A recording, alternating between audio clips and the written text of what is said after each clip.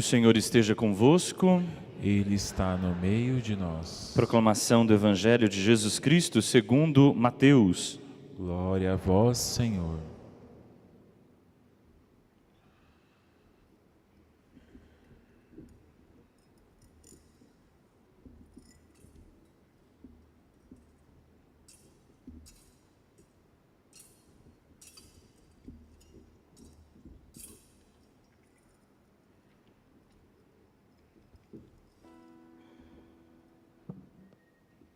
Naquele tempo, disse Jesus aos seus apóstolos: cuidado com os homens, porque eles vos entregarão aos tribunais e vos açoitarão nas sinagogas.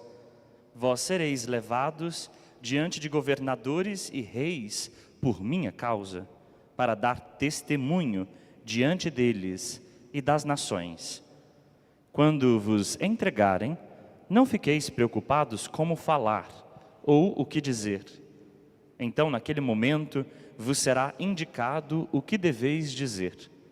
Com efeito, não sereis vós que havereis de falar, mas sim o Espírito do vosso Pai, é que falará através de vós.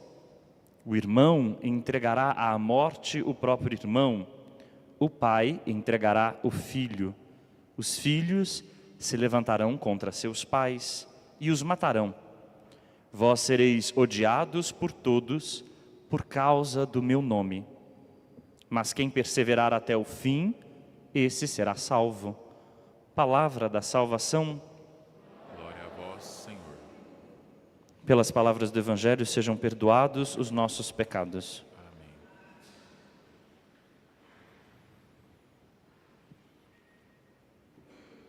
Caríssimos irmãos e irmãs, pode parecer um tanto estranho, nós acabamos de celebrar o Natal. Ontem mesmo estávamos depositando o menino na manjedoura e cantando as glórias de termos sido visitados pelo Salvador. E logo hoje, um dia depois, já celebramos um martírio. As vestes de um homem cheias de sangue, as vestes de um homem apedrejado, colocadas aos pés de Saulo. Pode parecer estranho, mas na verdade não é. O fato de essa festa do primeiro mártir ser colocada logo após o Natal tem uma intenção. É nos recordar que o Natal do Senhor não é uma festa qualquer, não é uma solenidade qualquer.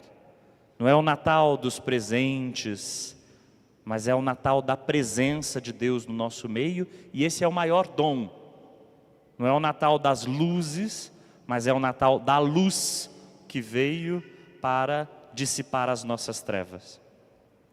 Não é o Natal, portanto, das festividades e da comilança, mas é o Natal em que Deus se dá e se dá por inteiro, fazendo a maior das apostas, que é se entregar em seu próprio Filho. Bom, depois dessa festa então, em que nós estamos meditando, e essa festa se alonga nisso que nós chamamos de oitavas de Natal, bom, durante este período, nós somos convidados justamente a pensar no dom que é Jesus Cristo. E por isso faz todo sentido celebrar um mártir. Porque mártir é o quê? O que é um mártir? Mártir é alguém que fez da sua vida um dom. É alguém que doou a sua vida, que testemunhou o Cristo. E o testemunhou, inclusive com o próprio sangue, inclusive com a entrega da vida. Quando tudo se tornou desafiante, quando a cruz se impôs, quando a vida foi ameaçada, a vida ou Cristo, o mártir é aquele que escolhe Cristo, porque Cristo é a verdadeira vida. É aquele que entrega a vida porque não pode perder a sua própria vida negando Jesus Cristo. O mártir é aquele que reconhece qual é a verdadeira vida na vida: amar e crer em Cristo. Então, faz todo sentido celebrar Estevão, esse primeiro mártir. E a leitura que nós escutamos de Atos dos Apóstolos mostra como Estevão uniu a vida e o destino a Jesus Cristo. É o caminho de todo cristão unir a vida e também o destino a Jesus. Queremos seguir Jesus, o Evangelho de hoje nos deixa bem claro, segui-lo é enfrentar perseguições. Há pelo menos 3 tipos de sofrimento. Há o sofrimento que, por exemplo, vem até nós como um infortúnio. É aquele que nós não escolhemos. Estamos vivendo a vida e de repente ele se abate contra nós. Há o sofrimento que vem por causa das nossas más escolhas. Escolhemos mal, somos muitas vezes inconsequentes e o sofrimento vem sobre nós. Mas há o sofrimento porque fazemos grandes e belas escolhas. Como, por exemplo, amar e amar até o fim. Essa grande escolha faz derivar, muitas vezes, não raras vezes, a perseguição. Porque muitos que vivem do ódio e da indiferença, muitos que se sustentam por causa da indiferença e do egoísmo, muitos que vivem nas trevas não querem aceitar a luz. E tampouco o amor e a partilha, a solidariedade e a justiça. Por conta disso, perseguem e matam aqueles que trazem em seu coração e em sua vida a palavra de Deus. Qual foi o profeta que não recebeu tal destino? Qual foi aquele que, tentando seguir Jesus também, não enfrentou os desafios daqueles que negam a Jesus? Estevão é um deles. E a leitura, portanto, que nós escutamos dos Atos dos Apóstolos, faz um paralelo entre ele e Jesus. Primeiro, ele é cheio de graça e poder, como Jesus era. Ele faz prodígios e grandes sinais, como Jesus fez. Ele é perseguido, lançado fora e morto, como Jesus foi perseguido, lançado fora e morto. Como Jesus morreu entregando o Espírito, Estevão também morre entregando o Espírito. Senhor Jesus, acolhe o meu espírito. Portanto, Lucas, nos Atos dos Apóstolos, trata de nos mostrar que Estevão se parece em tudo com Jesus, como todo cristão deve parecer. Como diácono, ele segue o profundo da lei, que é servir à mesa e acolher as viúvas. Como manda o Deuteronômio, a lei de Deus, é preciso estar atento às viúvas, aos órfãos e aos pobres.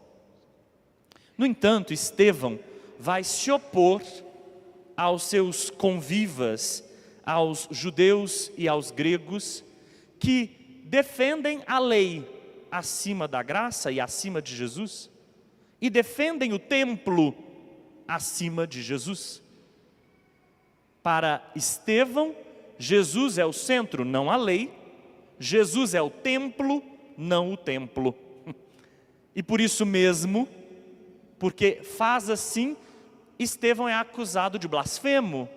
Mas Jesus também foi acusado de blasfemo. Porque fala contra a lei, foi acusado de blasfemo, como Jesus falou contra a lei e foi acusado de blasfemo. Vejam que em tudo esse homem parece mesmo se parecer com Jesus.